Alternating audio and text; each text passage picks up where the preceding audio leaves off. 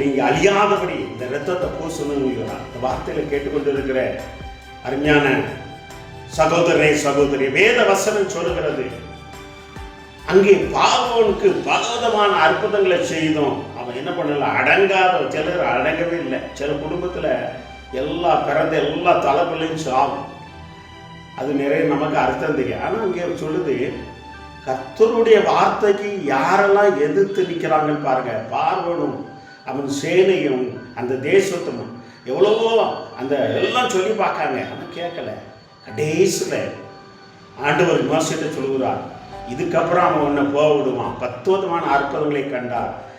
அந்த ஜனங்கள் 10 விதமான அற்புதங்களை அந்த தேவன் அந்த நாட்டில் செய்தார். எகிப்து மக்களுக்கும் இஸ்ரேல் ஜனங்களுக்கும் அவருடைய 10 விதமான அற்புதங்களை நிலைநாட்டினான் பார்க்கிறோம். ஆனால் அவர் சொல்லிட்டு அந்த தலைப்பிள்ளை எல்லாத்தையும் என்ன பண்ணுகிறார், சங்கரிக்கிறார். அதுக்கு முன்னாடி என்ன சொல்கிறார், நீ இரத்தத்தினால் உன் வீடு பூசப்பட்டிருக்க வேண்டும்.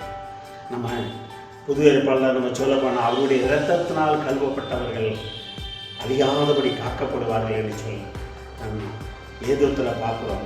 நான் இயேசுவின் இரத்தத்தினால் கழுவப்பட்டவர் என்று அந்த பக்தர் வந்து பார்க்குறாங்க. எனக்கு அருமையான தேவனுடைய பிள்ளைகள், அந்த தலைப்பிள்ளைகளை எல்லாத்தையும் சங்கரிப்பார். நிறைய பேர் சொல்லுவாங்க, அந்த குடும்பத்தில் தலைப்பிள்ளை சேர்த்து போகுதுப்பா அப்படின்னா குடும்பத்தில் இருந்து சாபம் இருக்கும். உண்மையிலே அதான் ஆண்டவருடைய வார்த்தைக்கு ஆண்டவருடைய நாமத்துக்கு யாரெல்லாம் எதிர்த்து தேவன் அவங்களுக்கு பலவிதமான சந்தர்ப்பங்களை கொடுப்பார், பலவிதமான காரியங்களை கொடுப்பார். ஆனால் சிலர் கீழ்ப்படியவே மாட்டாங்க.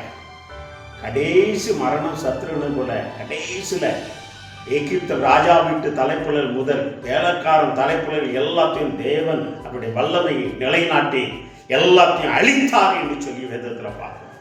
இந்த 12:29 அழித்தார் என்று பார்க்கிறோம். வார்த்தை கேட்டுக்கொண்டு இருக்கிற சகோதரனே சகோதரியே, இதை உன் பிள்ளைகளுக்கு நீ கருத்தாய் போதிக்கணும்.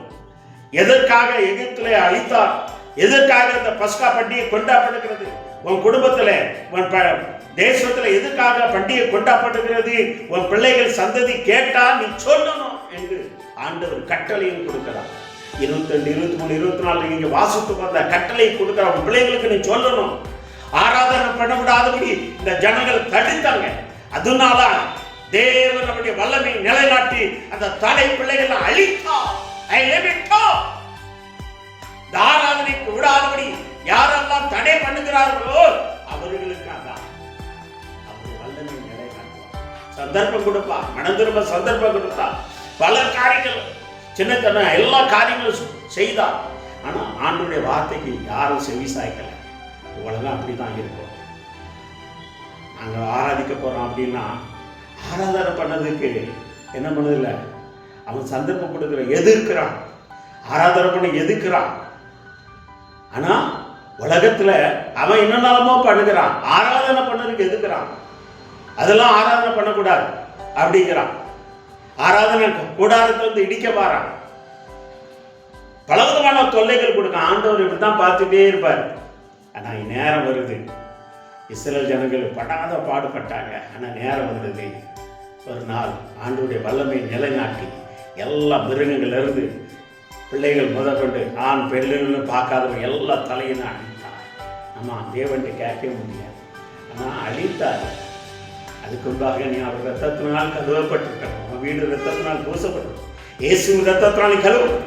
இயேசு ரத்தத்தில் உன் வீடு சுத்திகரிக்கப்பட்டு உன் குடும்பம் சுத்திகரிக்கும், உன் இருதயம் சுத்திகரிக்கப்பட்டு அப்படி என்றால் நீனும் காக்கப்படுவான். அதனாலதான் ஆண்டவர் சொல்கிறான், மேல் சட்டத்தில் கீழ் சட்டம் வீட்டில் ரத்தம் தொளிக்க இருக்க வேண்டும், வீட்டில் ரத்தத்தை தொளிக்க இருக்க வேண்டும். அப்படி என்றால் வீடு என்றால் என்ன, நீதான் இருதயமாகிய வீடு, நீங்களே அந்த வீடு என்று சொல்லலாம். உன் வீடு ரத்தத்தினால் தொளிச்சிருப்பேன், சுத்திகரிச்சிருப்பேன். அப்பதான் நீ அறியாமல் இருக்கிறான்.